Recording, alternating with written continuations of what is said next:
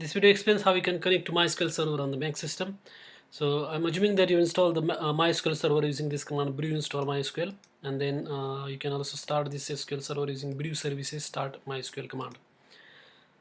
So this is the command start MySQL brew services start MySQL. So if it is already started, you can see this information message that is service MySQL was already started. So since MySQL is already started, let us try to connect to that, and for that there is command called as mysql-u root and then -p. So root is the username, so this is the default username that is provided when you install the MySQL, and then password for this user is blank.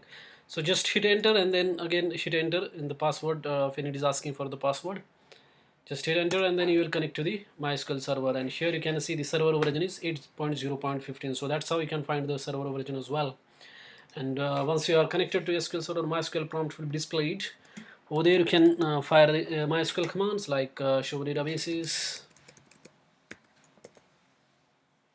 and you can create databases, you can create tables, lots of things are possible over here. Thanks for watching this video.